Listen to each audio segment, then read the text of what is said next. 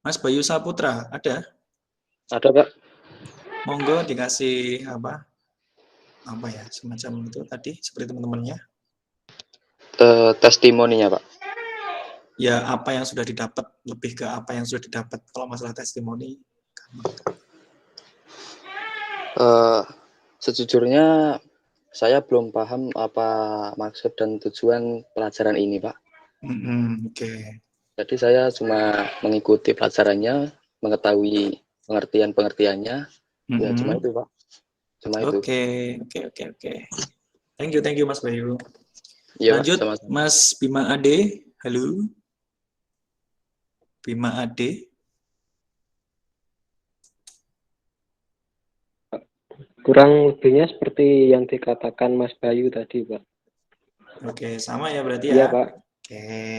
Thank you. Mas Esa, silakan. Lanjut Mas Ya, Esa. saya paham di bagian pengertian HCI, terus bagaimana cara mempelajarinya, sama di dalamnya itu belajar apa saja. Itu saja, Pak, yang saya dapat. Oke. Thank you Mas Esa. Lanjut Ya, Mas Faiz Iksans. Baru paham sedikit, Pak. Oke, pahamnya yang apa? Ya, itu, Pak. Tadi di bagian pengertian itu tadi, Pak. Apa itu HCI gitu? Iya, Pak. Oke. Yang lainnya belum ya berarti ya? Belum, Pak. Oke, thank you. Mas Farhan? Pak. Farhan Zaki? Ya. Silakan Mas Farhan Zaki. Belum ada, Pak. Masih mencari-cari. Masih mencari-cari, ngapain Ya. dicari?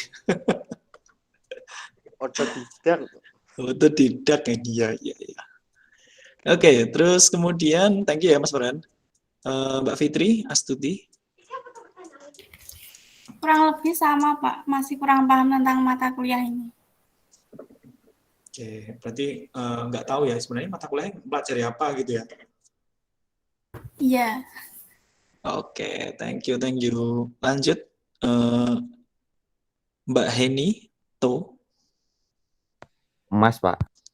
Oh, sorry. Ya, tulisannya Heni Spasito. Oh, Mas Iya. Heni To. Nggih, Pak. Namamu Heni To beneran nih? Heni Ratriarto, Pak. Tapi disingkat. Nah ya, saya juga bingung. Heni To. Oke, Mas Heni. Gimana? Iya, sejujurnya saya tidak tahu apa-apa, Pak. Tapi Nggak tahu apa-apa ya. di pelajaran ini harus bisa bahasa Inggris, Pak. Intinya malah merasa aku tuh iso bahasa Inggris gitu ya. Iya, Pak. Oke. Thank you. Iya, Lanjut, oke, thank you. Terus Jini Ajeng ini cowok apa cewek? Cewek, Pak. Oke, cewek. Mbak Jini Ajeng, monggo. Ya, kurang lebihnya sama, Pak. Belum tahu tentang interaksi manusia dan komputer itu maksudnya mempelajari tentang apa gitu. Oke, masih belum nemuin titik temunya ya? Iya. Oke, thank you. Terus ini Malvin Malasyandi ini cowok apa cewek? Cowok, Pak. Oke, Mas Malvin ya. Gimana Mas Malvin? Untuk pelajarannya belum paham, Pak, sama sekali. Terus sama impresi saya kelihatannya dosennya seru gitu. Seru tapi kurang paham ya. Oke. Emang baru kali ini, Pak, ikut meet-nya. Oh gitu, baru kali ini ya. Sebelumnya belum pernah ikut meet ya? Belum, Pak, baru masuk juga, Pak. Tahap baru kedua masuk. PKKMB. Gitu. Oke. Barengan sama Mas Narpati itu, bukan? Barengannya sama siapa ya, Pak? Saya juga nggak tahu, Pak, yang gitu. Oke, semoga pandemi selesai kita ketemu semuanya ya. Amin. Oke, thank you. Terus kemudian Mas Narpati, Rusia, ya. Mas Narpati. Oh iya, Pak. Kolej Siniskov ya. Iya. Gimana testimoninya? tentang pelajaran-pelajaran ini menurut saya itu semuanya Pak saya nggak paham. Semuanya. Oke. Iya. Yang di mata kuliah. Dikarenakan kalau Zoom itu kan apa? Kalau kelas online itu kan kita kan tidak menemukan atmosfernya Pak. Wah, atmosfer. Kamu di atmosfer naik luar angkasa. Oh iya. Jadi cara-cara mengajarnya yang bikin apa menarik minat itu kalau Zoom itu serasa mati Pak, nggak ada. Oh gitu ya. Kurang Jadi praktek kami ya. kalau online itu hanya mendengarkan suara tapi tidak ada berekspresinya Pak. Jadi itu yang mengurangi mungkin minat-minat teman-teman sekalian. Oh gitu. Oke. Thank you Oh iya, Pak, Mas sama-sama. Raihan Aka. Ya, Pak. Silakan Mas Raihan. Agak kurang paham, Pak. Soalnya baru kali ini, Pak, ikutnya, Pak. Ikut apa? Ya meeting online gini. Oh gitu. Iya, tahap 2, Pak, soalnya, Pak. Sama Barengan sama kayak yang tadi Mas ya. Mal ya. Cuma Oke. dikit-dikit. Dikit-dikit Iya. paham. Cuk Iya. masuk ngerjain tugas gitu ya. Iya, Pak. Makanya agak bingung, Pak. Makanya agak bingung kayak bahasa Inggris pisan ya. Ya. Iya, kaget kalau itu. Oke. Terus thank you Mas Raihan. Weni Karismawati, Mbak Weni ya ini. Iya, Pak. Silakan Mbak Weni. Belum paham, Pak. Apa yang kamu pahami? Tidak ada sama sekali. Belum. Oke. Thank you. Terus Yanuar Arifin 2. Iya, Pak. Kurang lebihnya saya belum ngerti semuanya, Pak. Belum mengerti semuanya ya. Oke. Iya. Thank you. Terus Inan O. Iya, Pak. Gimana Mbak Yun? Yena kok 2 kenapa ya? Yunan bacanya Iyunan apa Yunan? Yunan, Pak. Gimana Yunan? Masih belum paham juga, Pak. Oke, sudah 18 masuk. Oke, thank you. Oke, terima kasih teman-teman responnya. Saya akan mencoba merekap datanya. Jadi dari 18 ini saya menghitung ada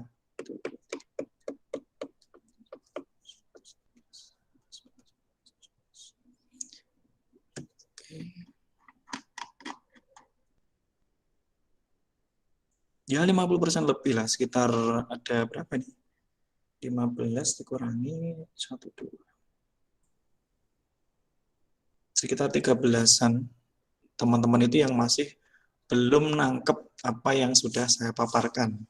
Atau di mata kuliah ini belum ngerti itu loh, belum ngerti sebenarnya Pak Dimas ini ngajarin apa sih? Kok bingung sendiri saya. Gitu ya teman-teman ya?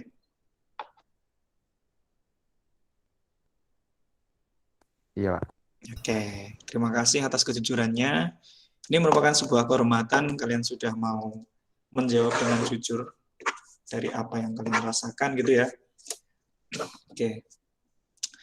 Terus saya pengen tahu di antara mata kuliah yang lain yang paling sulit dipahami memang mata kuliah ini, ya? Atau ada lagi mungkin?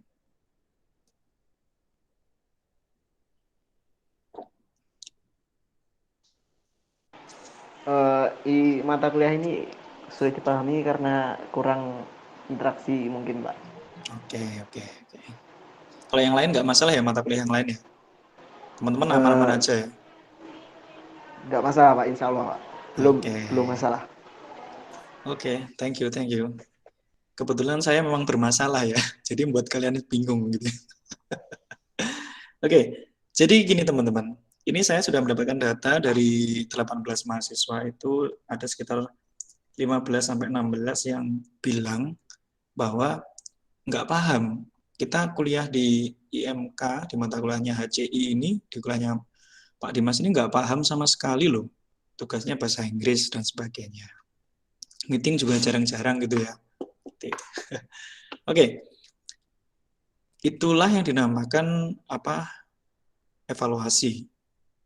Jadi teman-teman, ini saya mencoba istilahnya melakukan evaluasi ya terkait apa yang sudah saya lakukan. Saya mencoba mentreatment teman-teman dengan model asynchronous learning, dan ternyata banyak yang nggak memahami bagaimana sih cara belajar yang mandiri itu atau self learning itu. Mungkin karena banyak faktor. Mungkin teman-teman istilahnya masih kebawa dengan model belajar yang lama, atau mungkin ini menjadi sesuatu yang baru di perkuliahan gitu ya.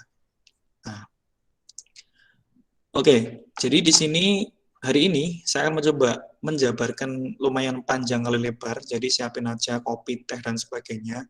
Saya akan menjelaskan secara ringkas terkait proyek mata kuliah. Sebenarnya untuk ini, proyek, kalau kita bicara proyek itu apa? Di benak kalian itu apa? Ada yang mau komen nggak kalau bicara proyek?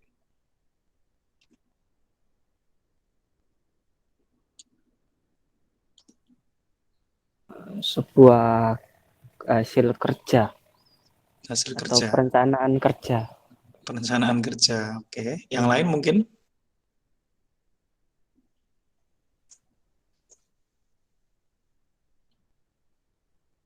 Kalau orang-orang dewasa itu bilang proyek itu ya kayak ya kerjaan, ya udah ada kerjaan gitu loh. Nah, oke, saya ini saya mau izin share untuk share screen ya teman-teman. Proyek ini berkaitan dengan sebenarnya gini. Awalnya ini berkaitan dengan kuliah ya. Kuliah itu sebenarnya goalnya itu ada 3 hal. Yang pertama, kalian akan ditanya, kalian tuh tahu apa? Terus yang kedua, kalian tuh bisa apa? Dan yang terakhir adalah attitude kalian itu seperti apa?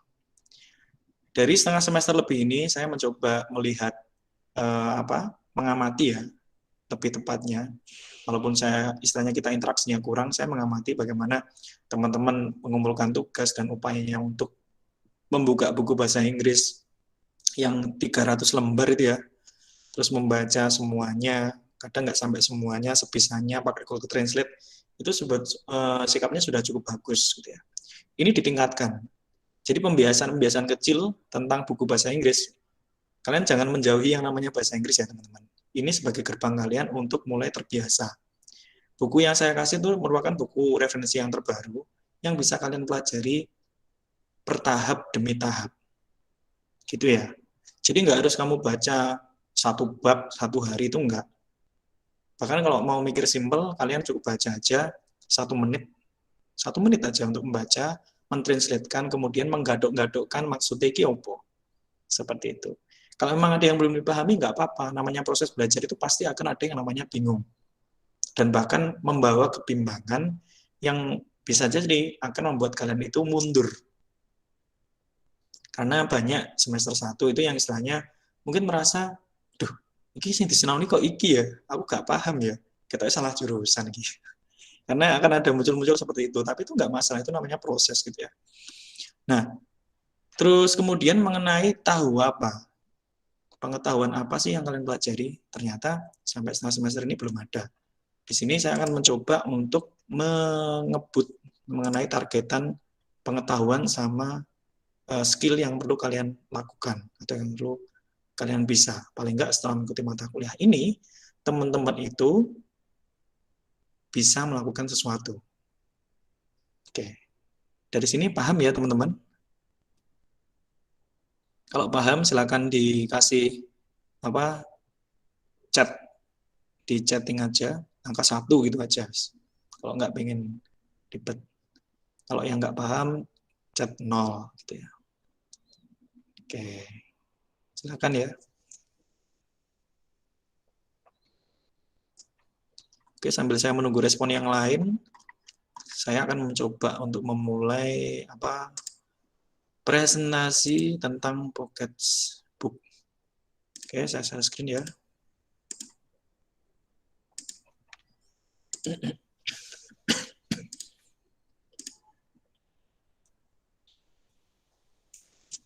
Oke, jadi ini sudah kelihatan teman-teman? Sudah, Pak. Oke, jadi strategi saya membuatkan sebuah pocket book. Jadi kalau nanti teman-teman punya proyekan di masalah UX atau UI, bisa pakai ini buat merefresh kembali ingatan sedikit-sedikit, buat pegangan juga. Oke, jadi pocket book ini semacam buku saku yang istilahnya berisi yang sudah saya desain, isinya cuma key point atau materi inti yang sebenarnya, nggak berlembar-lembar kayak buku yang 300 itu ya. Oke, pertama kita akan mendalami dulu mengenai masalah apa itu UX gitu ya. Jadi UX itu kepanjangannya apa teman-teman? User experience. Oke, user experience, pintar. Apa itu UX? UX merupakan bagaimana pengalaman seseorang ketika menggunakan sebuah produk, entah itu barang atau jasa. Sekali lagi, tentang bagaimana pengalaman seseorang itu menggunakan sebuah produk, baik barang atau jasa. Bisa ngasih contoh nggak? Contohnya apa di sini?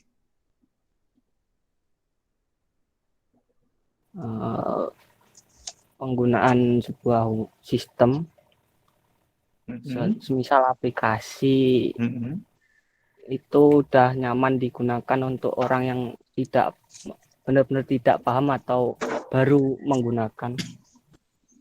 Oke, ini siapa, Mas Esa ya? Iya, Pak. Oke, thank you Mas Esa. Mungkin ada yang lain?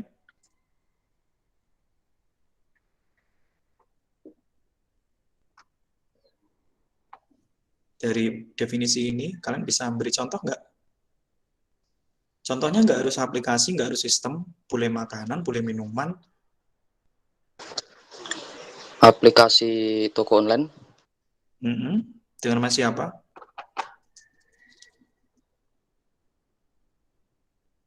Dengan Mas siapa kalau boleh tahu? Bayu, Pak. Oke, Mas Bayu, toko online. Contohnya apa? Shopee, Pak. Tokopedia.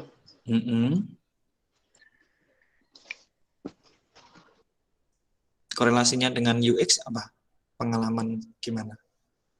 Maksudnya Mas Bayu pernah install aplikasi itu? Ya. Terus yang dirasakan apa? Seumpamanya Shopee ya Pak. Ini seumpama. Proses untuk pembelian barang itu langkah-langkahnya mudah dipahami. Dan Tokopedia itu agak sulit. Itu cuma contohnya, Pak. Oke, yang dirasakan ya, yang dirasakan ya, Mas yang saya... Bayu itu dia punya 2 aplikasi untuk belanja. Shopee itu dia merasa lebih mudah gitu ya daripada Tokped ya. Iya, betul. Oke, ada yang lain mungkin? Contohnya satu lagi. Penggunaan aplikasi Gojek. Penggunaan aplikasi Gojek, dengan Mbak siapa? Mbak Fitri. Mbak Fitri, pernah pakai aplikasi Gojek? Pernah. Terus pengalamannya gimana menggunakan aplikasi itu? Sangat memudahkan saat memesan Gojek. Jadi nggak usah ribet gitu loh, Pak. Tanpa aplikasinya. Oke, sering ya pakai aplikasi itu? Cuma untuk GoFood aja, Pak. Kalau Gojeknya jarang. Gitu, lebih ke GoFood ya, mager gerak, mendingan beli aja, nyari diskon. Iya, Pak. Oke, thank you Mas Esa, Mas Bayu sama Mbak Fitri. Ya, kurang lebih seperti itu sih teman-teman. Jadi mengenai pengalaman seseorang ketika menggunakan sebuah produk, baik barang atau jasa. Seperti teman-teman yang rasakan tadi, ketika mengikuti mata kuliah saya, ini kan termasuk produk berupa jasa. Paham ya? Kalian bercerita, oh ternyata selama ini ketika mengikuti mata kuliah IMK dengan model asynchronous learning ini, banyak yang nggak paham gitu loh, banyak yang nggak puas gitu loh. Dan bahkan banyak yang nggak ngerti, sebenarnya ini larinya mata kuliah ini gimana. Itu yang dinamakan pengalaman. Jadi simpel aja, pengalaman itu ya berkaitan dengan puas atau enggaknya kalian. Gitu. Dari sini paham ya teman-teman ya? Jika paham, silakan chat aja di komentar 1 gitu. Oke.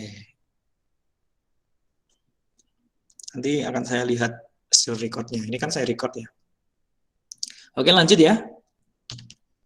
Pertanyaan adalah mengapa UX itu penting? Kenapa sih kepuasan seseorang ketika menggunakan produk itu sangat penting? Ya jawabannya ya supaya kita itu menghasilkan produk yang lebih baik. Kepuasan penggunanya terpenuhi dan produk itu bisa dipakai terus-menerus. Contohnya gini, teman-teman semua pakai WhatsApp ya? Ya, Pak. Coba Iya, pakai Pak. WhatsApp ya. Saya punya challenging.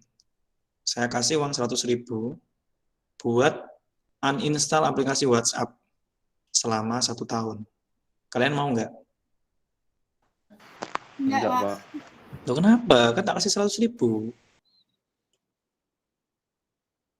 Penting, Pak. Ya wes, tak kasih 200.000 wes. Enggak, Pak. Kerjaan banyak dari WhatsApp, Pak. Ya kan aplikasi lain ada, Telegram ada, Instagram Masalah ada. kliennya nggak pakai Instagram sama Telegram, Pak. Pakainya WhatsApp. Mau dikasih uang 1 juta juga nggak mau? Enggak, Pak. Sekali proyek 3,5, Pak. Yang lain gimana? Ini kalau Mas Esa kan proyek, kalau yang lain mau nggak? Yang lain gimana? Enggak, Pak. Nggak sanggup ya, bayangin Enggak, aja Pak. ya. Enggak. Pak. Soalnya mayoritas kan pakainya WhatsApp, Pak. Ya. Kecuali Pertanyaannya yang adalah, WhatsApp. kenapa kok kalian pakai WhatsApp? Kenapa kok kalian Sudah bisa nyaman? terbiasa, Pak. Sudah terbiasa ya. Itu adalah jawaban para penggunanya. Karena dia merasa puas, terus merasa WhatsApp ini wes oke banget lah, wes kayak sing iso menyaingi gitu ya. Padahal dulu ketika kalian pertama kali install WhatsApp, itu kalian trusted nggak sama aplikasi itu? Atau ketika pertama beli HP langsung install WhatsApp?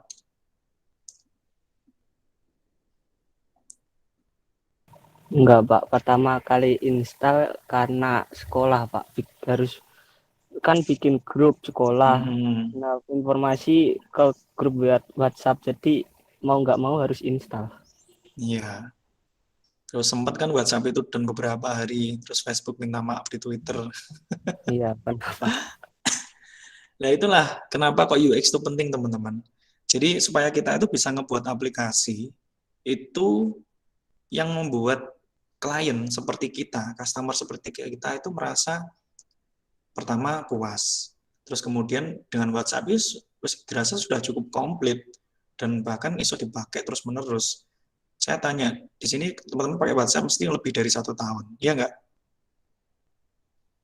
Iya, Pak. Iya, Pak. Iya kan? Bahkan 5 tahun ke depan, 10 tahun ke depan, ya mungkin kalian masih pakai itu.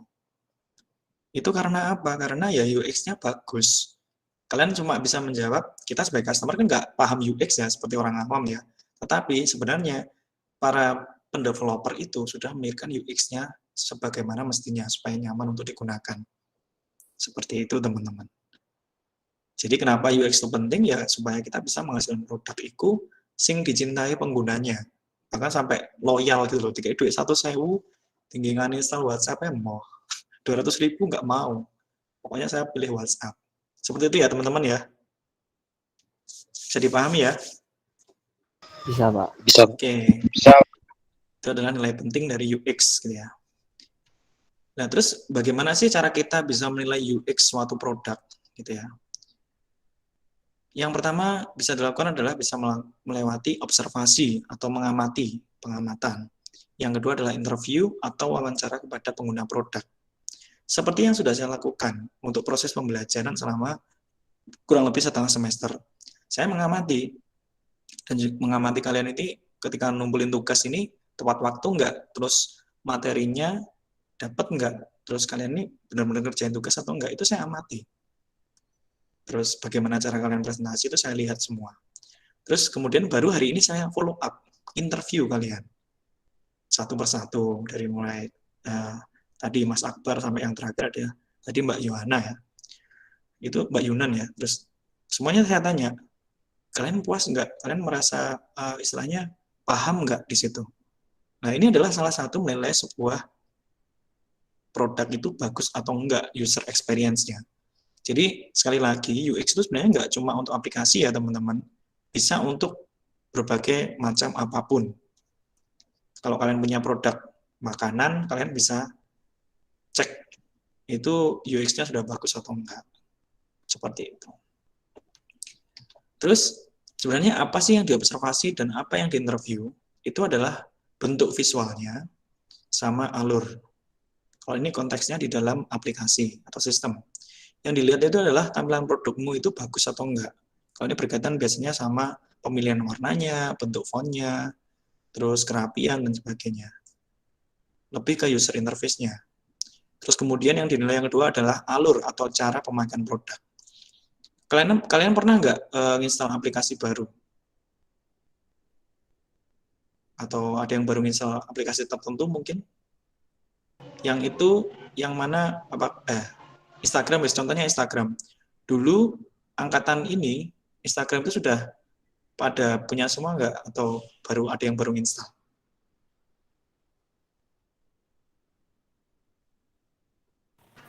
Tiga tahun lalu Pak baru. Saya SMK kelas 2 baru install Instagram. Baru install Instagram ya. Pertanyaannya adalah gini, ketika ada fitur Instagram, ini semua pakai Instagram ya, ketika ada fitur baru seperti Reels gitu, kalian kesulitan nggak untuk mencobanya? Tidak, Pak. Enggak, karena ya? Itu hampir sama seperti aplikasi TikTok, Pak. Iya. Itu adalah kuncinya. Jadi sebuah produk yang bagus tanpa perlu kita ngajarin orang caranya gimana, dia akan bisa langsung paham, walah dipencet iki toh. Terus bikin instastory, walah dipencet 5 detik toh, 3 detik toh. Itu orang itu belajar tuh nggak butuh waktu 1 hari, 2 hari untuk Instagram tuh nggak.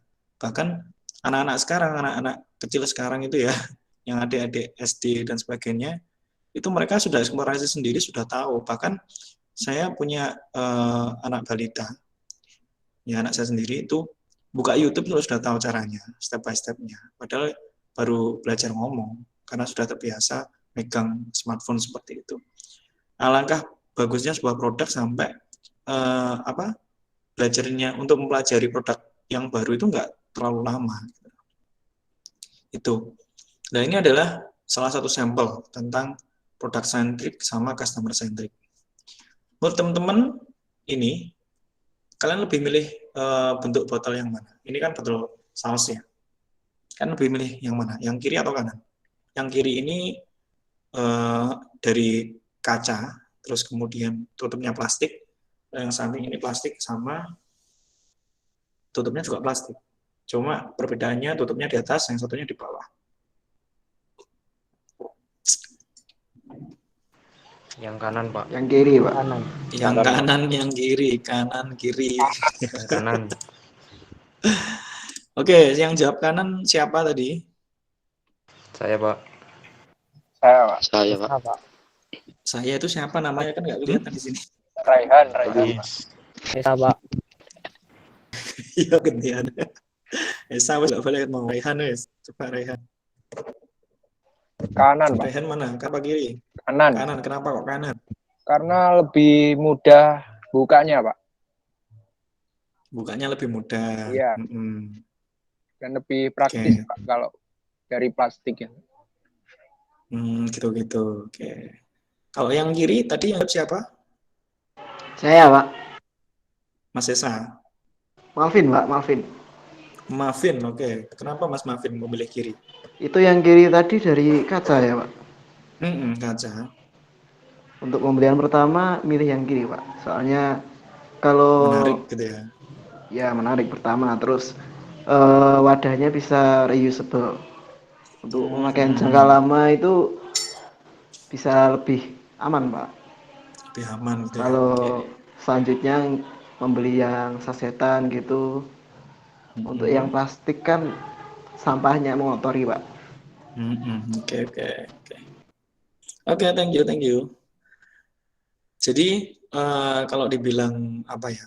Karena ini terkait bahan ya, bahan kan terkait edukasi daur ulang dan sebagainya. Ya memang nggak ada salahnya kalau milih ini. Cuma kita mikirnya adalah kita sebagai seorang pengembang atau developer nanti apapun lah, entah itu aplikasi ataupun komoditas bisnis apapun, kalau kalian punya bisnis, kalian harus mikir tentang customer centric. Kenapa? Karena ini jawabannya. Kalau kita milih yang ini, oke lah, karena ini botolnya ramah lingkungan, dari kaca, terlihat elegan, dan madok aja lah, maksudnya podo koyo kancane gitu ya. Banyak yang botol-botol seperti ini. Cuma problemnya ketika orang make, Kalian pernah atau makan di mie ayam gitu atau tukang bakso gitu? Pernah melakukan seperti ini nggak? Pernah, Pak. Pernah. Sering, Pak. Sering ya. Sering jajan berarti. Nah, itu enak nggak ngecerotin saus seperti ini? Suaranya, Pak. Suaranya. Nggak enak. Dangdung, kadang nggak keluar gitu ya. Sing susah, udah capek-capek, nggak keluar. Susah, Pak, keluar. Nah, berarti kan kalian Satisfying, sebenarnya Pak. satisfying. Berarti kan sebenarnya itu kalian merasa apa ya, sulit gitu loh untuk menggunakan botol kaca, walaupun tadi ada alasan reusable, terus elegan dan sebagainya. Tetapi hati kecil kalian nggak akan bisa dibohongi karena kalian merasa susah kayak gini. Beda dengan lagi yang ini, Mas Raihan tadi bilang ini ya, karena mudah Pak, dari plastik tinggal pencet dan keluar. Karena ini bener, kalau caosnya itu tinggal sedikit, bayangkan caosnya itu tinggal sedikit gini. Ini kalau di model nurun kayak gini, kan susah, agak lama, belum diduduk-duduk gitu. Iya kalau keluar, kadang keluarnya jebret kemana-mana. Beda lagi dengan yang produk ini, tutupnya di bawah, tinggal pencet, seret, gitu ya. Paham ya di sini ya? Dari sini paham ya teman-teman ya? Paham, Pak. Paham, Pak. Yang nggak dipahami mungkin ini ya, tulisan UI UX ya. Iya. User interface. Jadi gini teman-teman, ini ada tulisan UI UX ini maksudnya gini. Kalau kita fokus sama apa bentuk logo, terus penempatan label, ya kan? Dibilang bagus ya bagus ini, ya kan? Ya enggak? Daripada yang sebelahnya loh. Bener nggak? Iya, Pak. Iya, Pak. Ya kan kelihatan elegan lah, maksudnya harga-harga 50 ke atas 30. Nah, tetapi kalau dari sisi UX itu kan pengalaman pengguna ketika gunain caos, menggunakan botol caos. Kalau pakai yang ini, oke lah, secara produk sentriknya dapat elegan gitu ya. Terus kemudian reusable, idealis. Jadi yang punya bisnis ini idealis. Oke. Dan dia merasa sempurna membuat produk seperti ini. Tetapi ketika dijual di pasaran, ternyata yang lebih mengena adalah yang customer centric. Nah, jadi penting untuk kalian itu ketika nanti punya bisnis ya teman-teman ya, fokusnya adalah ke customer centric. Jadi kalau semuanya ada teman yang di sini buka cafe shop gitu ya, pengen buat kopi yang espresso yang enak gitu ya. Bukan enak menurut kalian, tetapi enak menurut pelanggan. Cara ngetesnya gimana? Ya buat aja sampel kopi, ya kan, kemudian diundang aja 10 orang yang suka kopi, dari 10 itu ada berapa yang mengatakan kopimu enak. Kalau itu enak berarti berani jual, kalau enggak berarti enggak usah jual. Itu yang dinamakan customer centric. Paham ya teman-teman? Paham, Pak. Paham, Pak. Oke, thank you. Lanjut. Nah, ini user interface. Oke. Kalau fokus sama ini namanya adalah mendesain produk. Kalau ini mendesain pengalaman pengguna. Jadi memang agak susah. Jadi kalau mendesain produk kan kelihatan ya bentuknya. Nah, kalau mendesain pengalaman ini perlu apa ya? Punya insting yang bagus juga. Harus latihan, empati, kayak semacam mengeluarkan indera ke-6. Nanti akan dilatih melatih indera ke-6 nanti juga. Oke. Di UX ini teman-teman itu ada profesi yang saya rasa cukup berpotensi buat teman-teman kalian ya. Dan ini juga lagi booming. Ada yang namanya UX researcher, UX designer, sama UX writer. Ya. Kira-kira ini adalah profesi di bidang UX, di bidang HCI. Kalau yang di buku itu kan ada banyak ya teman-teman ya. Kalau di sini saya mengelompokkan 3 aja. Ada UX researcher, designer, sama writer.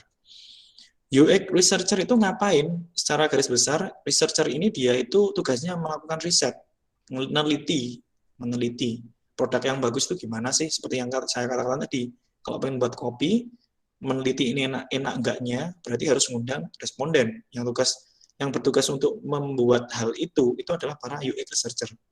Nah, yang UX designer ini adalah orang-orang yang bertugas membuat kemasan kopinya. Mau dibikin apa? Desain seperti apa? Kalau memang kopinya itu mau dijual di model seperti free milk atau Thai tea gitu ya, yang di botol plastik itu kan mesti ada gambar desainnya. Mau dibuat menarik atau enggak? Kalau mau dibuat menarik, desainnya seperti apa? Terus para UX writer ini tugasnya ngapain? Dia memang nggak bisa riset, dia nggak bisa desain, tapi dia jago untuk copywriting. Jadi istilahnya ngejual kata-kata. Jadi membuat kata-kata yang menarik gitu loh. Katakanlah untuk promosi bikin aja kopi nggak enak, jangan ke sini. Orang itu malah akan penasaran, pengen ke situ malah.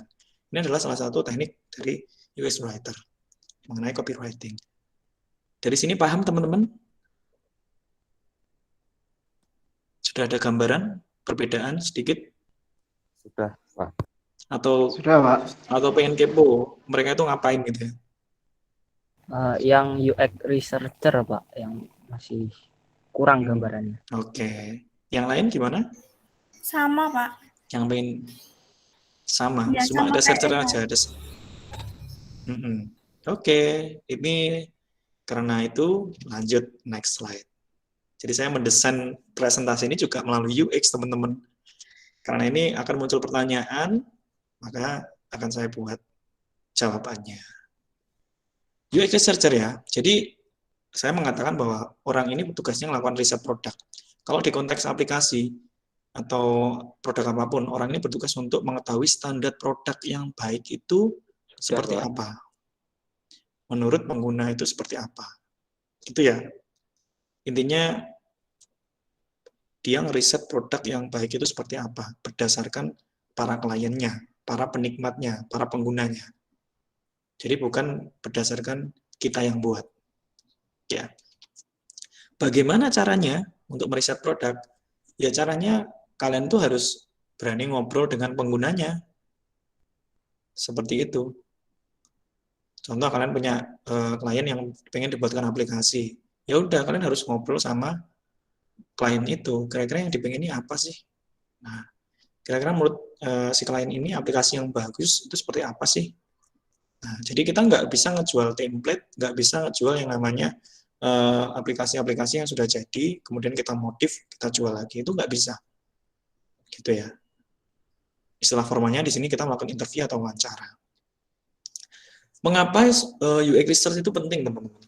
Ya, karena harapannya kita bisa membuat produk yang sesuai dengan ekspektasi atau keinginan pengguna. Dan ketika produk itu udah bagus, udah dirasa oke sama klien, nanti akan berdampak pada kepuasan pengguna dan kembali lagi ke masalah studi kasus WhatsApp tadi. Orang itu bakalan loyal dan berkelanjutan pakai produk yang kita buat. Dan bahkan bisa di-download sampai berjuta-juta. Paham ya di sini ya, teman-teman?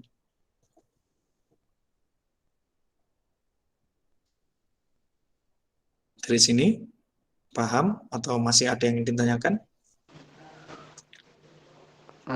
Garis besarnya udah ada gambarannya. Kalian paham tapi sulit untuk menjawab gitu ya. Oke, lalu kapan sih para UX researcher ini melakukan risetnya? Jawabannya ada 5 ini teman-teman. Jadi boleh ketika belum memiliki ide produk. Katakanlah teman-teman datang di sebuah cafe shop gitu ya, terus cafe shopnya itu sepi. Kalian sebagai UX researcher tanya-tanya tuh, menginterogasi atau istilahnya menginterview si yang punya cafe shop. Kira-kira apa sih masalah dia? Dicek apakah masalah pemasarannya, apakah masalah produknya, apakah masalah sistem pembayarannya yang kurang cepat atau apa. Itu ditanyakan aja, nggak apa-apa. Nah dari situ, ketika kita itu sebenarnya basic kita adalah orang teknologi, ketika mau datang ke cafe shop, ingin menyelesaikan masalah dia, kita bolehlah tanya-tanya dulu. Sebelum kita memutuskan, enaknya cafe shop sepi, gara-gara gak duwe website profil. Kita nggak boleh menyimpulkan kayak gitu. Cafe Anda sepi, karena Anda nggak punya website profil di internet. Nah, kita nggak boleh seperti itu. Kita nggak boleh langsung menyimpulkan karena seperti itu. Harus ditanyakan dulu. Nah, kemudian UX research ini bisa dilakukan sebelum produk itu dibuat, pada saat produk dibuat, setelah produk dibuat, atau bahkan ketika produk itu sudah ada. Katakanlah si cafe shop ini sudah punya profil website ya, profil website di internet. Tapi enggak terlalu signifikan. Yang salah ini adalah webnya atau orangnya sih sebenarnya. Ataukah sebenarnya strategi pemasarannya jangan-jangan enggak pakai website profil, atau malah lebih tepatnya pakai Instagram marketing atau Facebook marketing. Kita kan nggak tahu. Nah, itu yang harus dipelajari nanti. para UX researcher ini. Terus bagaimana sih tahapan kita melakukan UX research? Nah, pertama kita tuh harus menyiapkan alasan dan juga niat riset itu yang benar. Teman-teman walaupun masih semester 1, saya yakin bisa lebih cepat untuk dewasa, karena generasi kalian ini lebih ke generasi yang cepat menerima sesuatu. Ya nggak dipungkiri bahwa kita itu ketika mengerjakan proyek selalu bicara masalah uang ya. Seperti tadi Mas Esa bilang satu proyek 3,5 juta dan sebagainya. Oke, nggak masalah.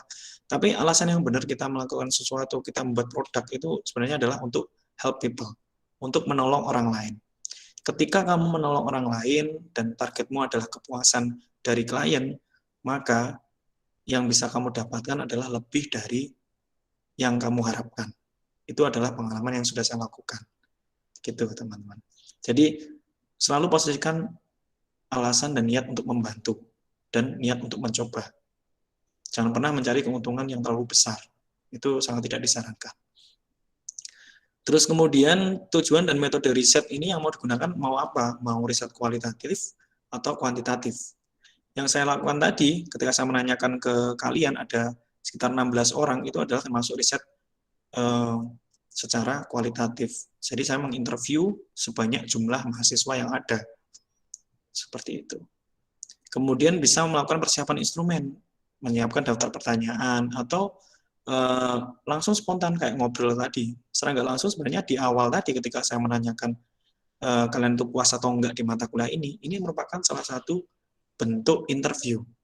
Ya kan? Jadi kita enak-enak ngobrol gitu sebelum masuk ke pelajaran, Pak Dimas tiba-tiba tanya, apa sih yang sudah kalian dapat gitu. Jadi kesannya nggak apa ya, nggak ada settingan untuk meriset. Jadi let it flow aja sampai orang itu mau jujur terbuka. Nggak paham apa-apa Pak, nggak masalah gitu. Itu. Terus cari responden, kemudian dianalisis datanya. Kalau saya kan menganalisisnya simple. Dari jumlah total mahasiswa, berapa yang nggak paham, yang jawab nggak paham akan saya total. Terus kemudian saya evaluasi seperti itu. Oke. Dan tips saat melakukan UX research ini, kalian itu coba pahami user, bukan hanya sekedar tahu. Gitu ya. Terus pahami informasi yang mereka butuhkan itu apa. Terus menyingkirkan ego pribadi ini penting, teman-teman. Kalau saya mau egois, saya sebagai dosen, ketika kalian bilang jawab, saya nggak paham apa-apa, Pak, saya akan marah kalau saya menuruti ego saya gitu. Ya kan rata-rata kan dosen gitu toh. Kalau ada yang nggak paham itu malah dimarahin mahasiswa. Nah, kalau apa ya, saya tuh kasihan kadang. Ya kan model dosen tuh macam-macam ya. Saya tuh paling kasihan kalau ngelihat teman mahasiswa nggak paham, bilang nggak paham itu malah dimarahin.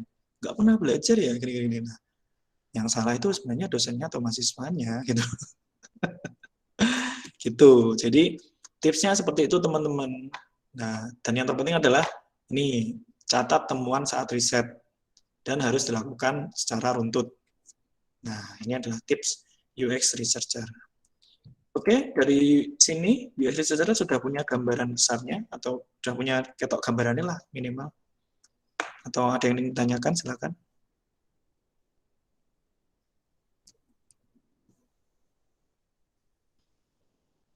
Silakan teman-teman.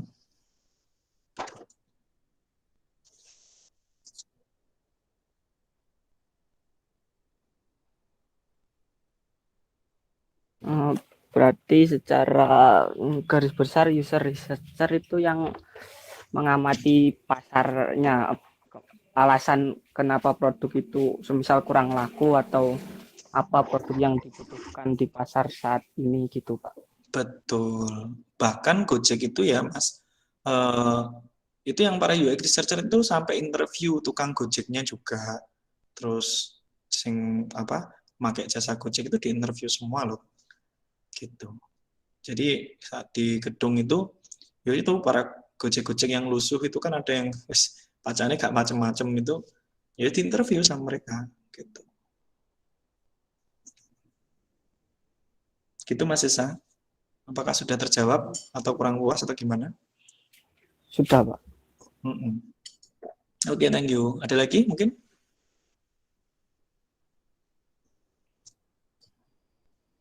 Mbak-mbaknya mungkin yang pengen tanya? Gak apa-apa. Bertanya itu keren loh. Dari yang nggak tahu menjadi tahu.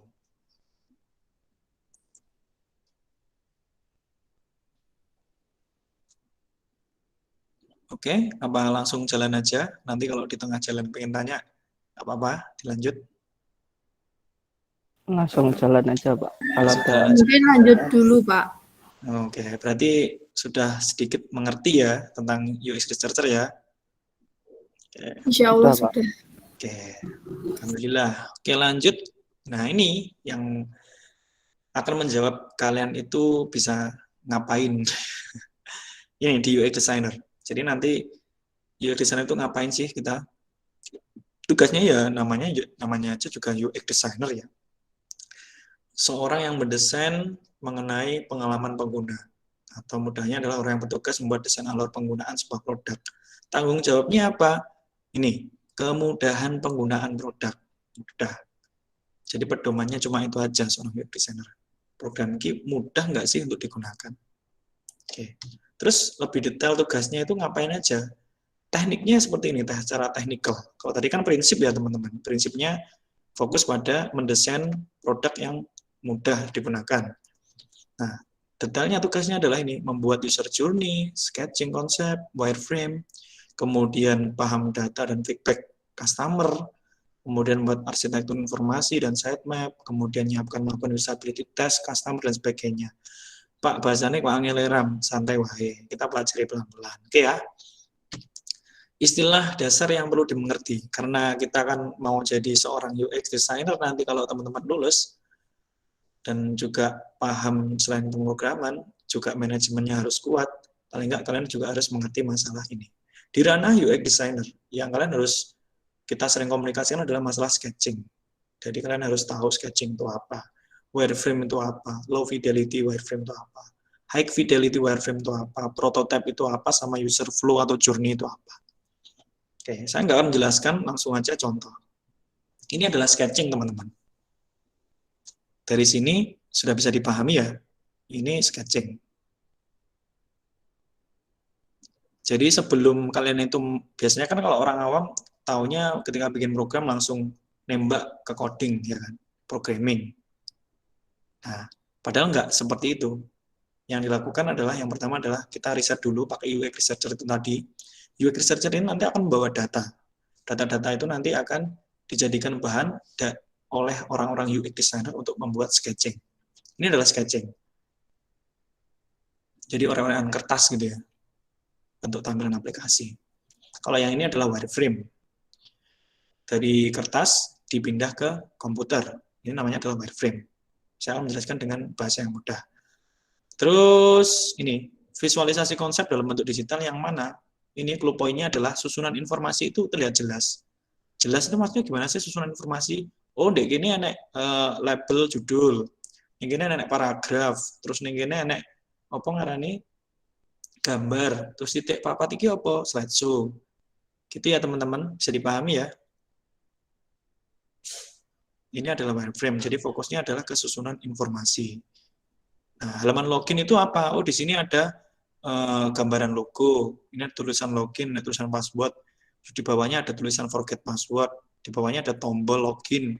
Oh, ternyata ada pilihan lagi, login with Facebook, kemudian bawahnya registrasi.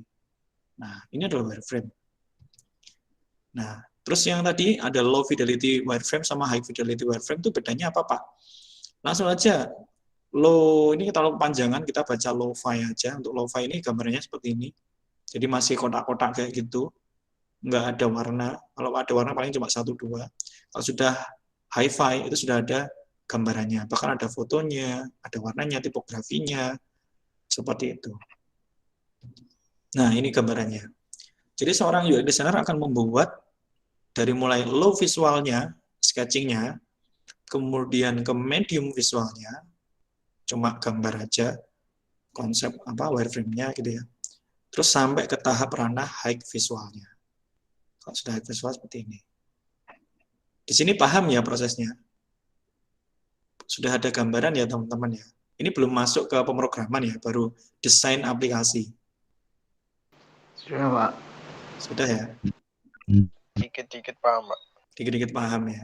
Jadi yang dulu mungkin awalnya mindset langsung bikin ketika pengen buat aplikasi langsung sinau pemrograman, ya itu sah-sah aja sih. Tapi di sini ada proses yang harus dilewati, yaitu salah satunya adalah desain. Ini. Tool yang digunakan untuk kita praktek project mata kuliah ini adalah ini, saya merekomendasikan Figma dan juga Adobe XD. Buat yang laptopnya compatible, punya RAM tinggi, itu silahkan pakai Adobe XD, nggak masalah. Buat yang low budget kayak ini boleh pakai Figma. Kalau saya biasa pakai Figma. Semuanya free, silahkan di-download di website masing-masing ya, figma.com sama Adobe XD. Nah, seorang UX designer itu harus tahu caranya ngeracik resep. Kalian tahu nggak di Adah Indomie itu ada cara masak mie nggak? Pernah lihat nggak? Ada, Pak. Ada ya? Pernah lihat ya. Tapi kalian rata-rata praktek sesuai apa yang dianjurkan nggak? Apa feeling wae itu cukup matang kayak gitu atau gimana selama ini? Feeling, Pak. Feeling ya. Feeling Ya pokoknya harus caranya ini gitu. Enak sih nggak harus caranya langsung direnyek terus dikasih bumbu dimakan gitu ya. Nah sebenarnya ini yang namanya framework itu kan mungkin teman-teman ya apa sih bahasanya dulu banget. Framework itu semacam resep itu tadi sebenarnya. Kalau kalian lihat resep atau bungkus cara masak di Indomie itu yang dinamakan frameworknya masak Indomie. Nah, begitu juga dengan UX designer, itu ternyata ada cara resepnya atau frameworknya. Framework adalah kerangka kerja. Framework ini fungsinya apa sih? Ya, supaya memudahkan buat orang yang nggak tahu caranya masak Indomie itu, biar tahu, itulah kenapa dibuatkan framework. Dalam UX designer, frameworknya seperti ini. Ada yang namanya design thinking framework. Ini adalah tahapan-tahapannya. Ya, ada empathy, empathize, define, ideate, prototype, dan juga test. Oke. Ini adalah empati ya teman-teman. Empati itu ngapain aja? Kalian bisa survei, interview, group discussion, observasi lapangan, studi literatur. Terus kemudian ada define, nanti ada rumusnya. Nanti tak jelasin pas praktek langsung aja. Terus ada ideate. Jadi ideate ini berkaitan dengan ide dan solusi yang dibuat. Nanti mempertimbangkan kebutuhan penggunanya seperti apa, tujuan bisnisnya seperti apa, bahkan teknologi dan waktu yang dibutuhkan. Nah, di sini kita membuat sketch dan wireframe. Kemudian prototype, seperti yang tadi, ada sketching kertas sama wireframe. Nah, ini adalah salah satu bentuk sketch prototyping-nya. Ini saya percepat aja. Nah, langsung ke UX Writer. Kalau ini testing ya. Oke. UX Writer itu kan tadi aku bilang masalah copywriting ya. Seperti kita jualan kata-kata, jualan kalimat gitu ya. Kalau bahasa kasarnya. Nah, UX Writer ini adalah orang yang bertugas membuat kata-kata yang indah dan enak dibaca oleh konsumen di dalam produk yang kita miliki. Dan tanggung jawabnya untuk memilih bahasa dan susunan kata itu supaya pembaca itu nyaman dalam melihat informasi yang ada di produk kita. Nah, bagaimana caranya menjadi UX Writer? Itu kalian lakukan riset dan berbanyak belajar tentang copywriting. Kalau kalian nggak tahu copywriting, silahkan belajar sendiri aja, di YouTube banyak. Terus gunakan kata-kata ringkas yang sederhana. Kadang-kadang jargon-jargon itu yang aneh ya, jangan beli di sini, minyak nggak enak. Nah, itu kan nanti cukup beresiko sebenarnya kalau pakai copy teknik itu. Jangan-jangan memang nggak enak yang teko, terus itu susah kan. Gunakan kata ringkas, sederhana, dan asik, tetap informatif dan komunikatif, dan ini adalah perbanyak latihan. Kalau teman-teman amati gitu ya, kalian kan sudah diajari banyak dosen ya teman-teman ya? Iya nggak? Iya. Menurut kalian, presentasi yang sudah saya lakukan, PPT-nya ya, dari kata-katanya dan juga alurnya, dibandingkan dosen yang lain itu lebih nyaman di mana? Lebih enak dibaca yang mana?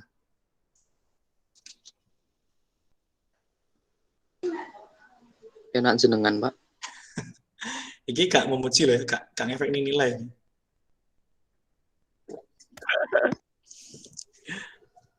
Ini beneran gitu, jujur. Maksudnya kalau emang ada yang kurang, nanti aku akan evaluasi lagi. Yang bagian mana yang kiranya terlalu panjang, bisa tak ringkas, gitu loh. Gimana teman-teman? Apa sudah cukup oke untuk PPT-nya? Oke, Pak. Udah cukup oke sih, Pak. Udah hampir Pak. Oke, thank you. Lanjut ya. Nah, itu adalah salah satu UX writer yang saya terapkan. Karena saya tahu segmentasi saya adalah teman-teman mahasiswa yang ya milenial kayak gitu. Saya nggak akan menggunakan bahasa yang sulit untuk dipahami. Bahkan ketika saya menjelaskan mengenai framework ini tadi ya, ini kan sebenarnya agak susah ya dipahami dibaca secara langsung. Itulah kenapa saya mengaitkannya dengan resep di Indomie kayak gitu. Oke, langsung aja ke praktek ya, karena ini kita tinggal punya waktu 6 minggu dan kalian harus praktek UX gitu ya. Step by step-nya seperti apa? Kita akan mulai dari simulasi dulu. Jadi gini, kalian itu rencana janjian ya sama teman alumni SMA, pengen reunian lah di satu cafe shop. Yang kebetulan di situ kalian punya teman yang namanya Yoga sama Putri. Yang kebetulan Yoga sama Putri ini satu kampus sama teman-teman di Unipma. Cuma satunya jurusan olahraga, satunya jurusan manajemen. Dan kalian jurusan sistem informasi. Nah, ketika kalian nongkrong itu, kalian ini ngobrolin soal masalah kuliah masing-masing gitu ya. Di pandemi ini banyak banget tugas disuruh bikin video presentasi. Cuma si Yoga ini nggak bisa cara bikin video. Sudah nyoba di internet, tapi dia kesusahan Mas Yan. Buka YouTube juga masih susah. Terus si Putri ini, yang mahasiswa manajemen juga sama. Dia tugasnya bukan malah bikin video, tapi bikin brosur. Tapi dia nggak bisa desain, gitu loh. Nggak bisa desain brosur. Terus, oke. Ada yang baru masuk. Oke, lanjut ya. Oke, sebentar. Tadi mana ya?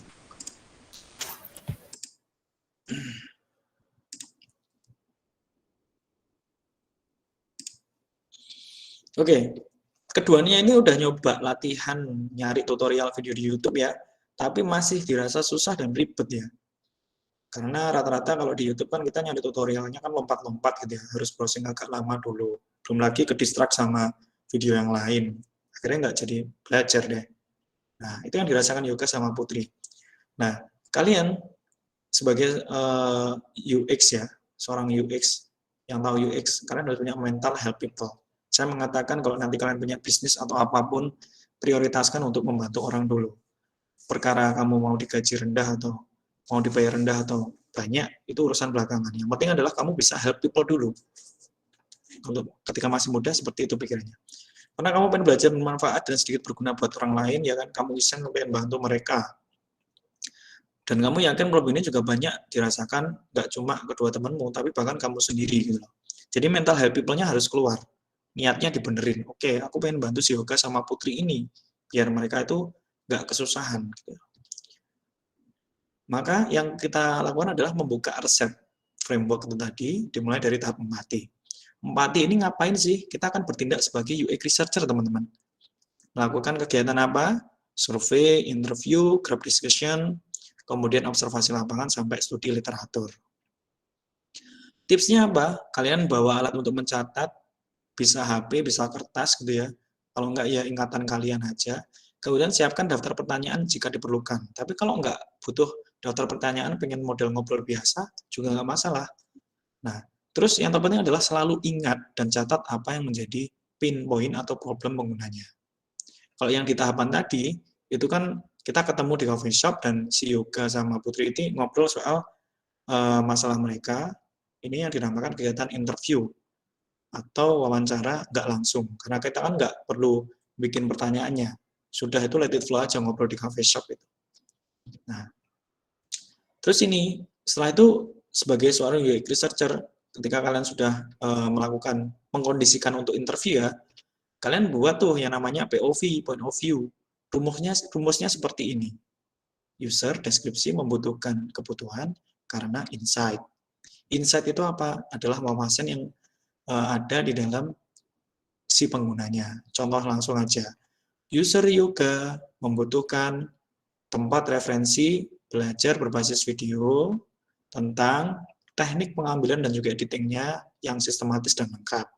Karenanya apa kok butuh tempat referensi? Karena yoga ini sering merasa kesulitan mencari referensi belajar video yang lengkap dan komplit gitu ya. Begitu juga di ini, user Putri. User Putri membutuhkan tempat untuk belajar desain, brosur, pamflet dalam bentuk video. Karena si Putri ini ya kesulitan mencari referensi belajar desain brosur yang lengkap, mudah, dan sistematis. Seperti ini rumusnya. Ini perlu latihan teman-teman, jadi nggak usah bingung. Nanti sambil jalan aja, yang penting kalian tahu user itu siapa. User itu ya orangnya, terus membutuhkan apa, membutuhkan kebutuhan. Nah ini orangnya ini saja nih problemnya apa sih? Nah itu yang dinamakan kebutuhan. Terus insight-nya seperti apa? Ketika kebutuhan itu nggak terpenuhi, problemnya apa? Nah ini, merasa kesulitan. Gitu. POV. Kalau ini POV, karena POV ini terlalu panjang teman-teman, langsung dipendekkan menggunakan how might we atau HMW. Rumusnya bagaimana si usernya tadi ada deskripsi, bagaimana yoga dapat tempat referensi belajar berbasis video tentang teknik pengambilan dan editing video. Dengan apa? Dengan insight-nya apa? Susunan materi yang sistematis dan lengkap. Nah, biasanya how might we ini memang bentuknya tanda tanya. Memang kedua yang ini agak susah sih. Yang point of view sama how might we ini memang agak susah awalnya. Tapi ini sangat membantu teman-teman untuk istilahnya mengenai goal project kalian itu seperti apa.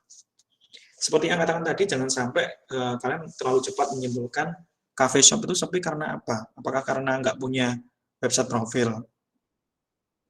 Jangan-jangan ketika kalian merekomendasikan itu, kalian sudah buat, ternyata masih sepi. Yang bersalah siapa? Ya kita yang buat. Berarti sebenarnya problemnya bukan di masalah website profilnya, tapi masalah promosi, katakanlah kurang masif untuk postingan di Instagram atau gimana-nya. Nah, itu bisa menjadi anjuran. Karena saya pernah dulu punya pengalaman seperti itu, mengerjakan website profil miliknya tour and travel tertentu, dengan harapan, saya waktu itu melihat problemnya adalah, ya pengen lebih dikenal katanya. Oke, saya buatin webnya gitu ya. Tapi nyatanya nggak terlalu signifikan terhadap penjualan dan juga dampak terhadap pemakai travel tersebut. Malah yang signifikan adalah ketika rekomendasi kedua, saya sarankan untuk mulai memperbanyak postingan di Instagram, seperti itu. Jadi, kalau kita bicara teknologi ya teman-teman, oke katakanlah website profil itu keren ya, tapi bukan masalah kerennya, tapi punya dampak nggak sih? Atau punya benefit nggak sih kepada si pemilik bisnis? Itu yang perlu kita pertimbangkan. Gitu ya teman-teman. Oke, terus praktek selanjutnya setelah kalian membuat HMW, lanjut ke user persona. User persona itu ngapain sih sebenarnya? User persona itu adalah representasi dalam bentuk imajiner. Jadi dia gambarin karakteristiknya. Langsung contoh aja ya. Seperti ini user persona. Tadi saya bilang yoga, itu siapa toh? Orangnya kayak gimana toh? Nah, kita buatin user persona. Ini adalah Mas Yoga Pratama, TS, kemudian mahasiswa ilmu olahraga, umurnya 20 tahun, lokasi di Madiun, biografi di sini jelasin aja, sama, mahasiswa olahraga, universitas swasta. Kemudian kalau memang tahu karakteristiknya disiplin, tulis saja disiplin, penampilannya rapi, tulis saja penampilan rapi. Pokoknya semakin lengkap ini, semakin lengkap deskripsi yang ada di sini, ini semakin bagus. Semakin mudah kita untuk memahami penggunanya itu seperti apa. Ketika pandemi banyak tuntutan tugas untuk membuat video presentasi dan yoga, kesulitan dalam mengerjakan video presentasi. Nah, ini ceritakan aja di biografi. Terus goals. Setelah ada biografi, buat goals-nya. Goal itu apa sih teman-teman? Berkaitan dengan keinginan dari si yoga ini. Dia pengen bisa ngambil video yang baik. Dia pengen bisa ngedit video yang baik. Kemudian yoga itu pengen punya tempat kursus yang komplit lah. Dari mulai materi pengambilan fotonya, pengambilan video sama editingnya. Dan juga sistematis. Ini semua yang diingini ditulis saja di sini. Terus sama problemnya itu apa? Permasalahan sama frustasi dia. Seperti yoga itu kesulitan menemukan tempat belajar. Yoga mencari video tutorial di YouTube, tapi konten videonya kadang nggak lengkap. Terus selalu keganggu dengan pencarian video yang lain. Kan kita tahu, kadang kita nyari tutorial, sekarang itu algoritmanya YouTube nggak cuma yang muncul tutorial aja, bahkan ada video-video yang lain. Yang saya nggak tahu kenapa dibuat gitu. Gitu ya teman-teman ya. Terus si Putri Angelina itu siapa? Si Putri tadi ya. Putri itu nama lengkapnya siapa? Putri Angelina, mahasiswa manajemen, umur 21, lokasi Madiun, Putri ini mahasiswa manajemen, punya bisnis fashion, Cute Sweet ya. Kemudian dia lagi belajar mata kuliah manajemen pemasaran, punya problem nggak bisa desain brosur, karena dia pengen bisa desain brosur sama pamflet itu, maka dia pengen punya kemampuan desain grafis, ditulis di goals-nya. Kemudian membuat desain untuk keperluan tugas dan juga bisnisnya di Cute Sweet ini. Terus kemudian sama kayak Yoga, punya tempat belajar yang sistematis. Permasalahan frustasinya sama, cuma bedanya di sini konteksnya si Putri ini kan lebih ke masalah desain grafis. Ini adalah membuat user persona. Dari sini ada yang ditanyakan?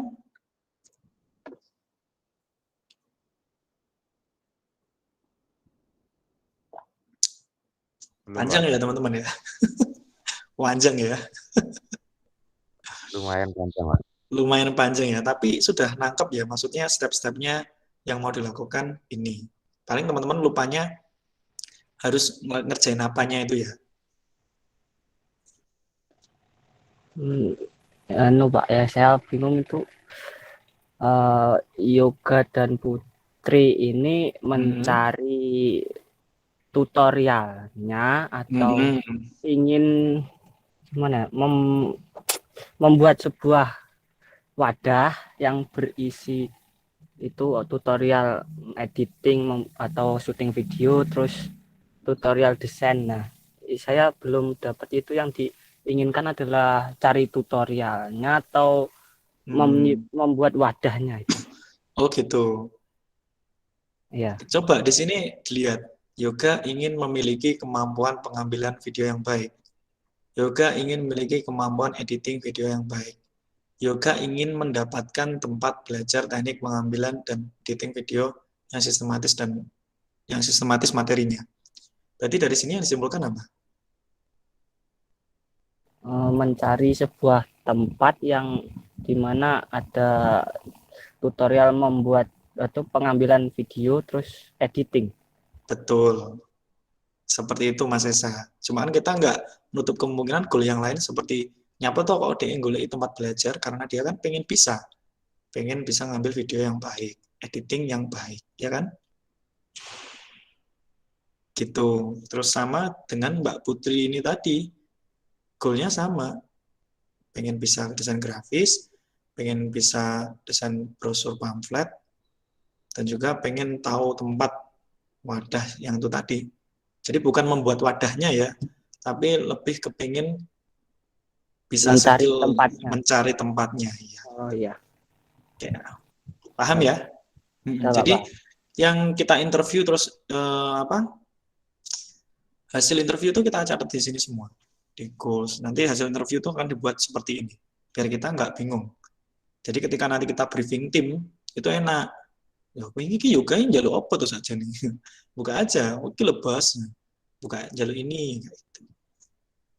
Nah, dari sini sebenarnya masih belum ketemu solusi, karena ini kan masih user personanya dari si Mbak Putri sama Yoga yang menginginkan sesuatu, ekspektasi si customer atau klien ya, sama problemnya. Supaya kita tahu apa solusinya, buat aja yang namanya Customer Journey Map. Ya.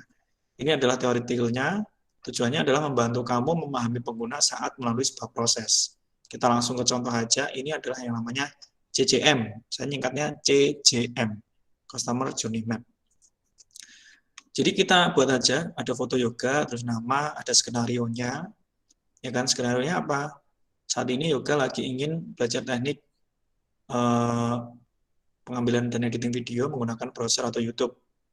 Ekspektasinya kita sudah dapat nih, 3 ini, bisa menemukan tempat belajar, mengakses materi, bisa belajar dengan materi yang tersusun sistematis dan mudah. Proses Mas Yoga ini nyari tutorial ini gimana sih? Yang pertama dia kan mencari referensi ya, buka HP nyari referensi, benar nggak? Ya, benar nggak? Ya. Iya. Nah, ketika mencari referensi itu tindakannya ngapain aja? Ya otomatis yang membuka YouTube sama browser toh, nggak mungkin dong buka WA atau buka apa istilahnya Mobile Legend, kan ya nggak mungkin toh. Harus membuka YouTube sama browser, kemudian masukkan kata kuncinya, tutorial pengambilan video, tutorial editing video. Ini kalau mau di apa boleh di model interview atau kita menerka-nerka sendiri nggak apa-apa. Kemudian setelah mencari referensi, kemudian tentunya kita harus memilih referensi dong, ya kan? Ketika kalian mengetikkan kata kunci kan mesti milih kan? Itu apa sih yang terjadi? Harus scrolling browser atau YouTube-nya. Kemudian ketika di situ kita akan melihat satu persatu rekomendasi postingan, link atau video. Dan kadang itu kita capek kalau kita nggak menemukan konten yang nggak sesuai ekspektasi. Kadang itu kan ada yang thumbnailnya itu bagus tapi isinya nggak sesuai ekspektasi kita. Tapi malah ada yang thumbnailnya nggak bagus tapi isinya malah bagus. Dan ini kan apa ya, sebenarnya memakan waktu lama. Boleh ditulis memakan waktu lama untuk memilih referensi. Terus belum lagi ke distract dengan video yang lain. Seperti apa? YouTube itu ada beta story, ya kan? Kalau nggak salah. Iya Pak, ada Pak. Nah itu kan kadang kita ke distract ya di situ. Yang seharusnya melihat feed YouTube malah kayak Instagram itu ada story-nya yang berapa detik itu. Terus setelah memilih referensi, kita kan mempelajari referensinya. Bahkan di konten video di YouTube itu kadang kurang lengkap. Terus materinya kebanyakan nyolot-nyolot. Jadi kadang hari ini tutorial membuat membuat LUTs di video, kemudian editing menggunakan Premiere. Dan masalahnya si Yoga ini laptopnya itu cupu, ya wis pas-pasan lah. Kapasitas laptopnya rendah, butuh rekomendasi aplikasi yang lebih ringan.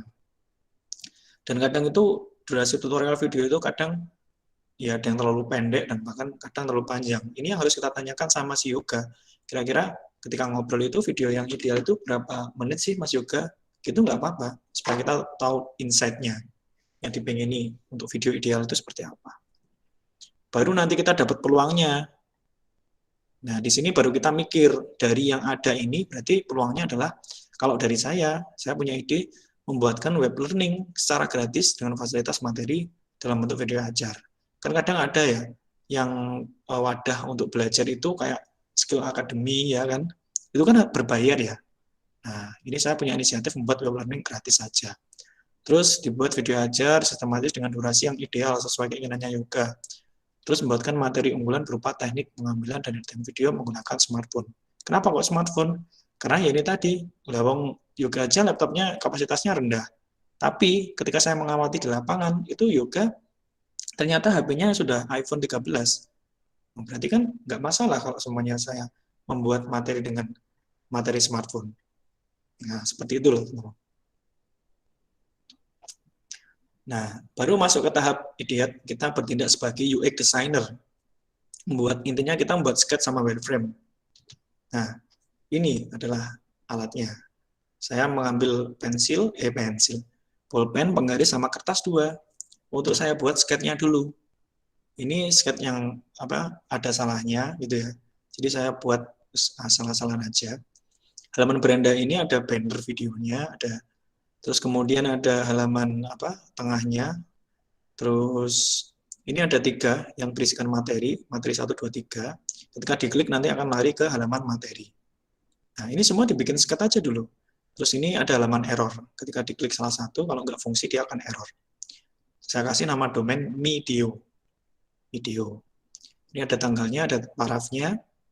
Kemudian saya perbagus lagi, kalau kerja sama tim kan gambarannya harus bagus ya, paling enggak. Ini saya berusaha menulis sebagus mungkin, hasilnya walaupun kurang bagus, ya ini adalah hasil yang terbaik yang bisa saya lakukan gitu ya.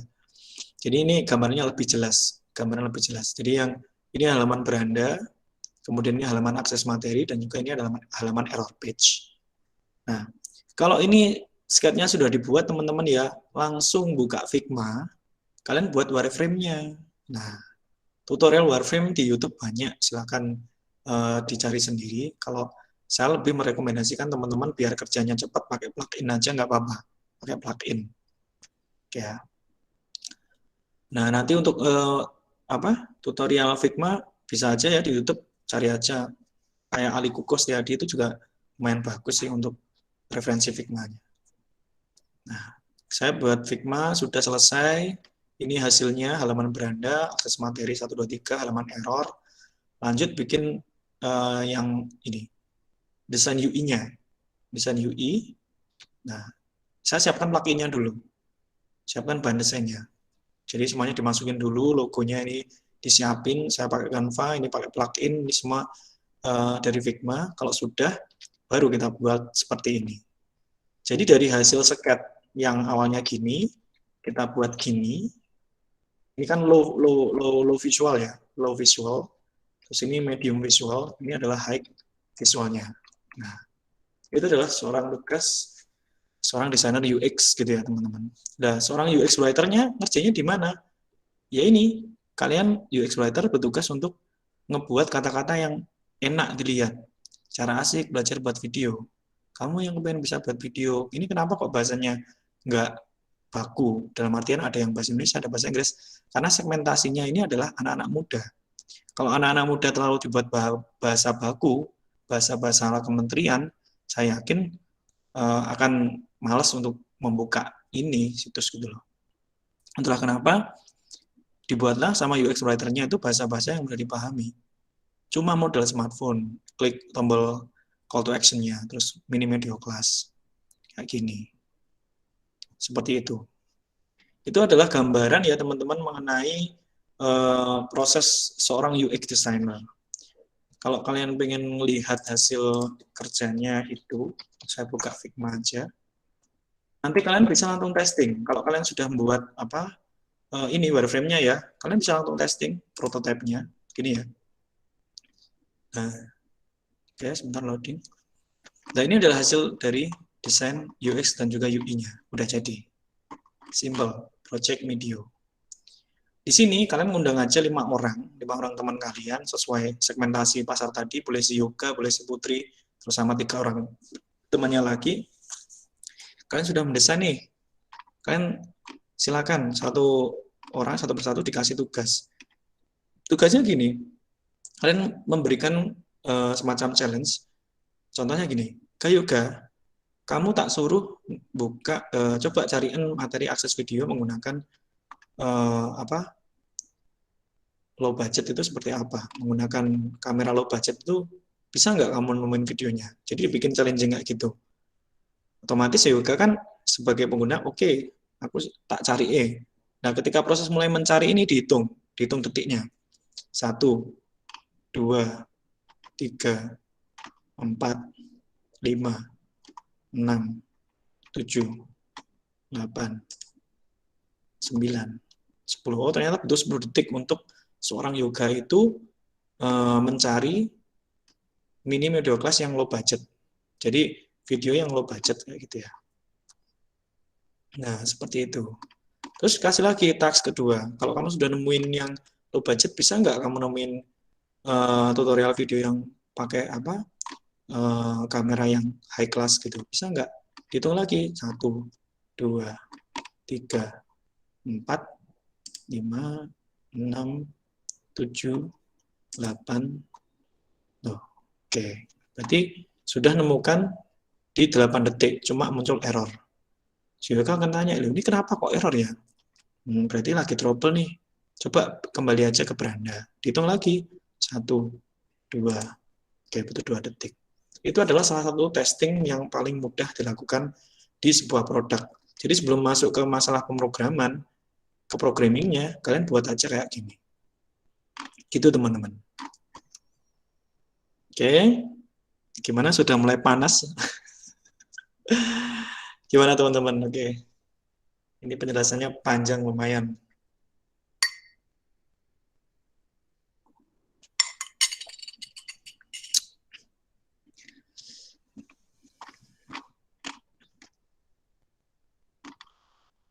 Halo, teman-teman, apakah kalian masih hidup?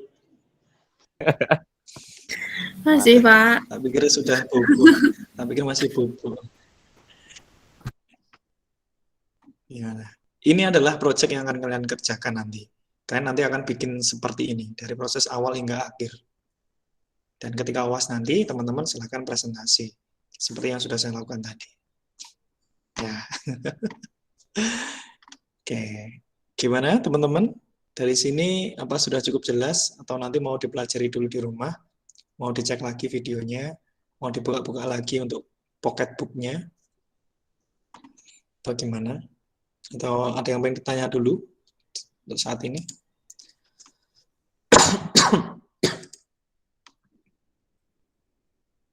Gimana? Ayo.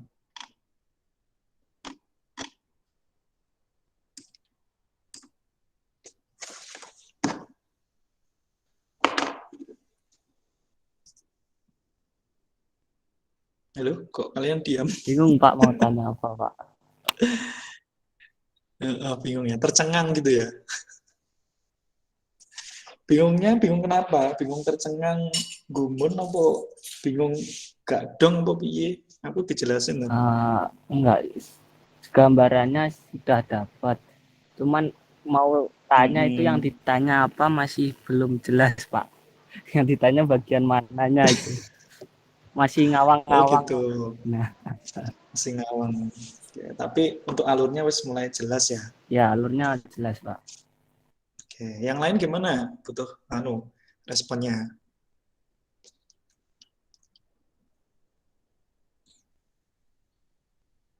Yang lain tewas gitu ya. Tangi woi, wah turu kabeh. Buatan Pak. Ya opo, gimana? Sedikit tercerahkan, Pak. Sedikit tercerahkan, tapi langsung panas ya, silau langsung kan. Iya, Pak. Iya. Ya itu memang tak buat setting ya. Jadi memang awalnya kalian merasa bingung untuk mata kuliah ini, kemudian di endingnya kalian langsung, oh ini ternyata. Itu adalah salah satu desain UX yang sudah saya buat di sistem pembelajaran ini. Biar kalian merasakan experience yang beda lah daripada yang lain. Oke, kalau nggak ada yang ditanyakan berarti sekarang kita fokusnya berbicara mengenai masalah proyek mata kuliah. Karena gambarannya nanti ketika proyek mata kuliah itu teman-teman ya kurang lebih melakukan hal yang sama, yang seperti yang saya lakukan. Oke, saya search dulu. Jadi teman-teman sebelum UAS itu nanti akan praktek UX ya, praktek UX. Dimulai dari mana? Ya kalian ini kan simulasi ya, kalian cari problem beneran gitu loh. Kalian harus help people beneran gitu loh. Terserah kalian mau help people diri sendiri. Tadi ada tingkatmu yang bilang, Pak saya main help people self helping apa tadi bahasanya nggak tahu aku. Pokoknya dia tuh punya bisnis sendiri terus pengen mencari solusi terkait masalah yang dia hadapi gitu loh. Ya nggak masalah gitu loh. Mau praktek UX untuk dirinya sendiri, untuk bisnisnya keluarga, terus untuk apa. Jadi monggo teman-teman, kalian boleh datang untuk praktek ini harus beneran ya teman-teman. Kalian harus datang ke suatu tempat, lembaga gitu, atau mungkin kalian, bapak ibu kalian atau saudara kalian punya suatu unit bisnis atau kepemilikan usaha, itu silakan nanti dipraktekkan. Mulai dari apa? Pokoknya niatnya help people, membantu orang. Mulai dari empati dulu. Jadi empati itu teknisnya kegiatannya apa toh? Kalian boleh nyerpek, survei, interview. Ya udah, kalian lakukan interview sama klien yang bersangkutan gitu loh. Nah, jangan sampai mikir mau gawe apa ya, mau desain aplikasi apa ya, itu nanti dulu aja. Yang penting nanti tahap empatinya ini harus kuat dulu. Empatinya kuat, terus niatnya juga bener help people ya. Terus ini nanti pelan-pelan kalian masukin point of view-nya, terus kemudian pelan-pelan masukin HMW-nya, terus membuat user persona kayak gini. Kalau persona yang satu ya satu, kalau banyak orang ya banyak, dibuat aja 2, 3 kayak gitu. Kemudian dari persona, ambil salah satu persona, dibuatin ini customer journey map gitu ya. Setelah itu dibuatin, kalau sudah bikin customer journey map, macak jadi UX designer ya kalian siapin, bikin sketch kayak gini, kemudian bikin wireframe kayak gini, kemudian siapin bahan untuk desain UI, kemudian bikin UI-nya, terus nanti di Figma dibuat prototyping-nya, biar dia bisa ngelink antara halaman satu ke halaman yang lain. Gitu teman-teman. Oke ya. Ada yang ditanyakan terkait proyek mata kuliah?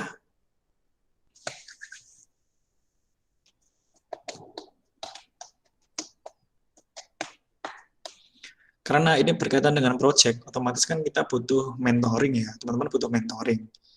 Nah ini saya terserah teman-teman mentoringnya mau sistemnya seminggu sekali atau istilahnya mau japri ya silakan. Kalau tadi kakak tingkatmu yang di semester 3 lebih prefer langsung WA saya. Disenggangnya waktunya teman-teman. Gitu. Atau mau model mingguan. Jadi setiap minggu kita conference kayak gini, nanti satu persatu memaparkan hasilnya, nanti kesulitannya apa, nanti solusinya seperti apa gitu. Gimana untuk teman-teman?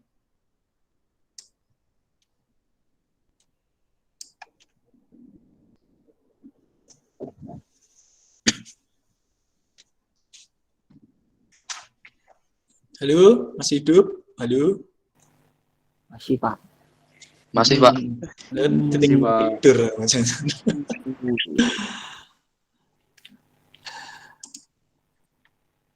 Wes ya.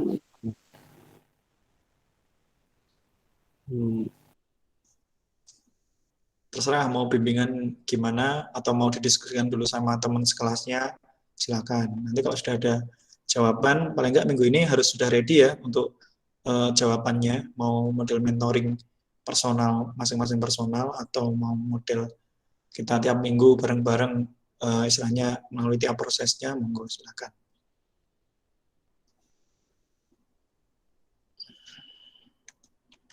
Gimana? Mungkin didiskusikan dulu Pak sama teman-teman yang lain. Oke, nggak masalah. Karena butuh jawaban ya. Iya. Oke, yang penting minggu ini selesai ya. Maksudnya hasil diskusinya, biar kita minggu depan sudah mulai jalan atau ongoing. Oke. Ya, Dan Pak. nanti untuk masalah project, kalian tuh nggak usah khawatir. Nggak usah wedi lah project kalian tuh stuck atau nggak jalan. Semua pasti ada solusinya. Ini hitung-hitung latih mental kalian lah. Kalau nanti kalian pengen punya proyekan sendiri, kalau Mas Esa kan mungkin sudah terbiasa ya sama timnya.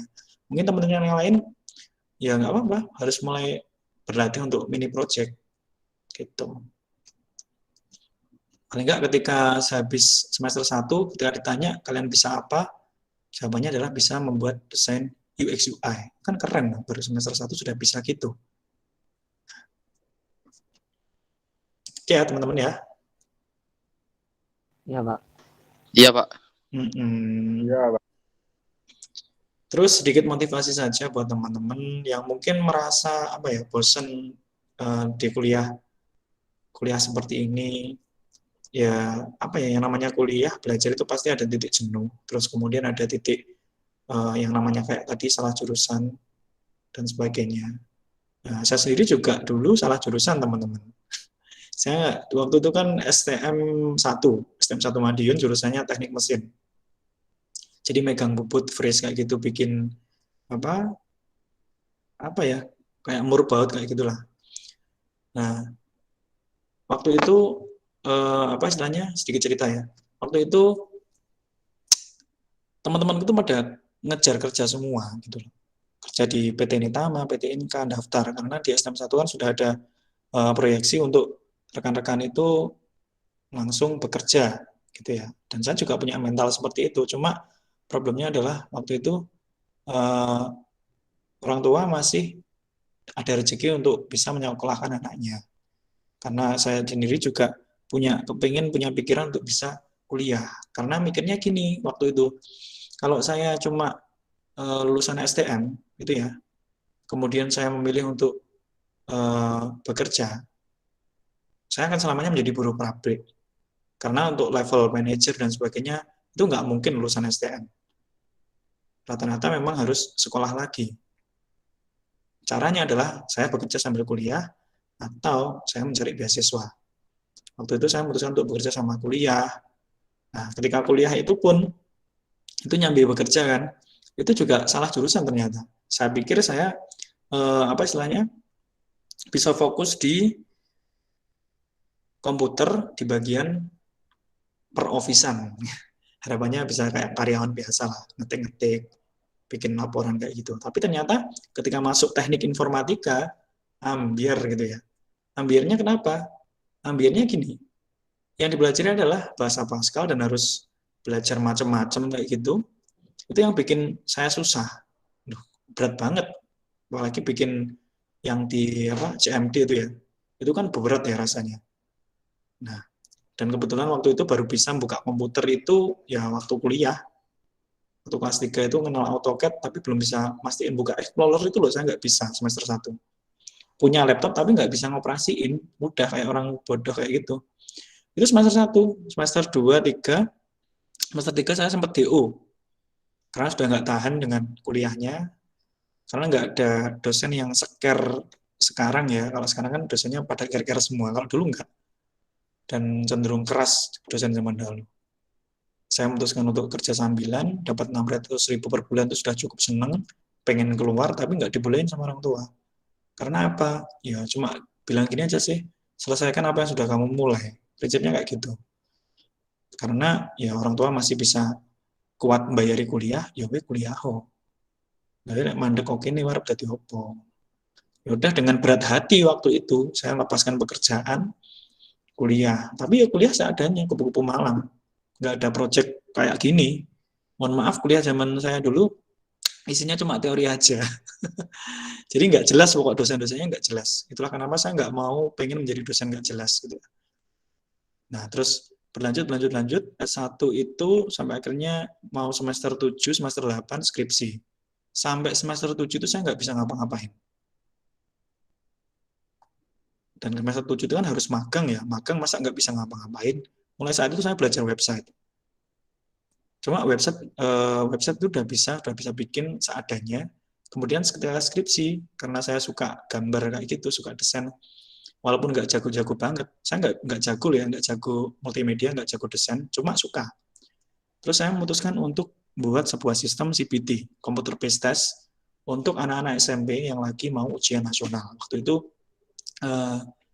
kepikirannya karena saya dulu ketika SMP itu ketika mau sama ngelihat adik juga sih. Ketika mau SMP itu kan belajarnya masih nggak pakai laptop ya, zaman dulu masih bentuk kertas, banyak orek-orekan kayak gitu. Itu cuma belajar pakai gitu. Akhirnya saya mikir karena pengen help people itu tadi, saya membuat desain CPT. Waktu itu masih menggunakan jadi Adobe Flash. Dan kebetulan dari situ rezeki ada. Penguji saya, Bu Hani, tahu ya Bu Hani Atur Mumtahana? Nah, Bu Hani Atur Mumtahana itu suka sama apa yang sudah saya kerjakan. Ditawari langsung, kamu mau nggak jadi dosen? Saya kaget. Seorang mahasiswa yang bedugalan, Arab drop out gitu ya. Terus ya bukan seorang asisten dosen, nggak aktif kuliah juga, tapi ditawarin dosen. Ini kenapa? Jadi kan nggak salah tuh Bu milih saya. Padahal teman saya sekelas tuh ada yang namanya Alek, kemudian Rifki yang dia tuh lebih pinter lah, lebih bisa mencuri hati para dosen. Tapi kenapa kok saya gitu? Nah itu sedikit cerita. Terus saya kemudian oke lah berani memutuskan untuk mengambil profesi dosen, tapi disyaratkan harus kuliah lagi S2. S2 pun saya juga bingung sebenarnya, nggak ada dana untuk kuliah. Nah, waktu itu alhamdulillah dibiayai sama yayasan, dan kemudian S2 itu saya baru merasakan kuliah beneran itu waktu S2 malah.